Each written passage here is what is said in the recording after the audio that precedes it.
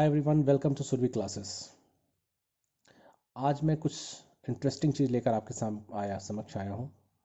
आज हम बात करेंगे एरर डिटेक्शन एडिटिंग पैसेज के बारे में। जी हाँ, ये हमारे सीबीएसई बोर्ड के एग्ज़ाम में ये क्वेश्चंस आते हैं।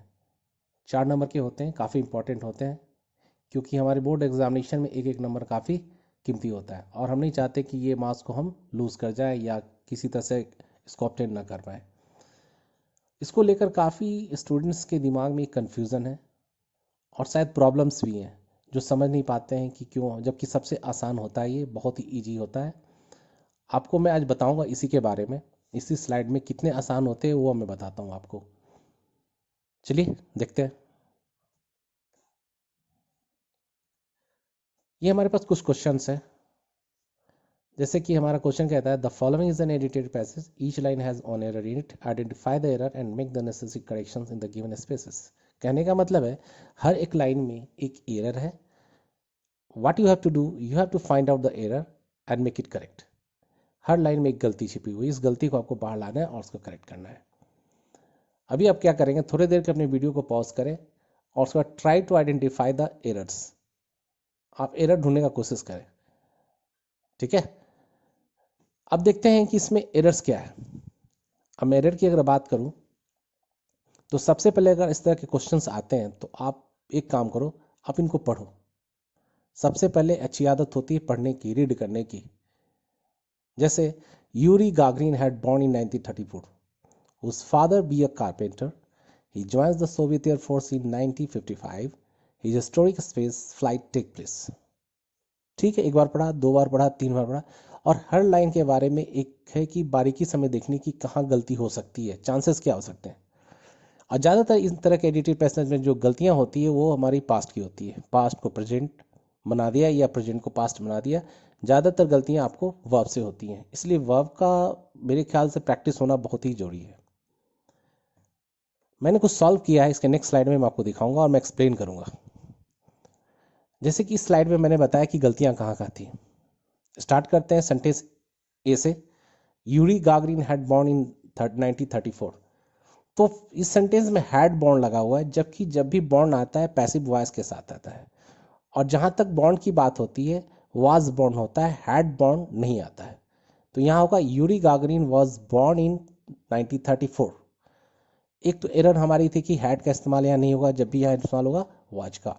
और बॉर्न जब भी होगा he was born in Delhi, तो वहाँ पर भी हम क्या करते हैं, वाज का इस्तेमाल करते हैं। तो जब भी इस तरह के सेंटेंस आए आपको क्या करना होगा, वॉज बॉर्न लगाना होगा, हैड बॉर्न नहीं होगा, ठीक है। उसी तरह हमारे पास सेंटेंस बी है, whose father be a carpenter. अगर पहले सेंटेंस की बात करें तो एक तो बात समझ में आ रही है कि पहले सेंटेंस में मैंने इस्तेमाल किया था वाज का, तो इसका मतलब यही हुआ कि ये जो पैसेज जो चल रहा है हमारा पास्ट टेंस पे ही चल रहा है। हुज फादर बी का मतलब होता है होना। अगर बी का सेकंड फॉर्म की बात करें तो बी वाज बीन होता है। तो अगर यहाँ देखा जाए सेकंड फॉर्म के पास्ट टेंस के सेकंड फॉर्म की बात करें हम, तो यहाँ पर होना चाहिए था whose father was a carpenter. यहाँ बी नहीं होगा, बी क्या हो जाएगा, ये प्रेजेंट टेंस को बनाने लगेगा। V1 है हमारा और V2 क्या होता है हमारा, पास्ट टेंस होता है। तो बी वाज बीन, तो यहाँ पर होना चाहिए था वाज, जबकि यहाँ पर इस्तेमाल किया गया बी, तो करेक्ट हमारा होगा वाज। आइए नेक्स्ट सेंटेंस सी। अब चूंकि मैं पास्ट में बात कर रहा हूँ, Yuri Gagarin was born in 1934, whose father was a carpenter, सारे पास्ट टेंस में आ रहे हैं। लेकिन सी नंबर सेंटेंस क्या कर रहा है, ही ज्वाइंस। ये ज्वाइंस जो वर्ड है present indefinite, subject verb S और यस का इस्तेमाल किया गया है इसमें। ये हमारा प्रेजेंट इंडिफिनिट है। सेंटेंस हमारा ऊपर से क्या बन रहा है, पास्ट टेंस में, तो प्रेजेंट तो होगा नहीं क्योंकि सारी चीजें पास्ट में ही जा रही है। तो ज्वाइंस का हमारा पास्ट क्या हो जाएगा, ज्वाइंट। एस हट जाएगा, ईडी लग जाएगा, तो हमारा करेक्ट क्या होगा, ज्वाइंट। चलिए D, his historic space flight take place. Again मैं कह रहा हूं, मैंने पहले भी बताया था कि ऐसे जब पैसेज आते हैं तो मोस्टली चांसेस हमारे वर्ब्स की करेक्शन की होती है, वर्ब में गलतियां होती है, वर्ब का करेक्ट फॉर्म यूज नहीं किया जाता। तो यहाँ क्या हो जाएगा, his historic space flight take हो गया, ये भी हमारा प्रेजेंट में आ गया है, तो इसको क्या करेंगे हम, टुक करेंगे। तो ये भी एक एरर हमारा हो गया, टेक को क्या करना होगा, टुक, तो करेक्ट हमारा होगा टुक।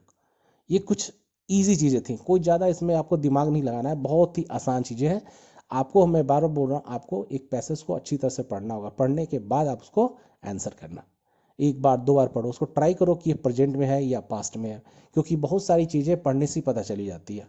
और हम लोग क्या करते हैं, हम लोग एक ही सेंटेंस पे फोकस कर देते हैं, हम ये नहीं देखते कि उसकी पहली लाइन दूसरी लाइन से भी लिंक हो सकती है। हो सकता है कि पहले वाले की गलती दूसरे वाले में छिपी हो और दूसरी की तीसरी में हो। तो क्या करेंगे, हम सेंटेंस को पहले थ्रोली पढ़ेंगे, एक बार दो बार पढ़ेंगे, उसके बाद हम इसको करेक्ट करेंगे। आगे बढ़ते हैं।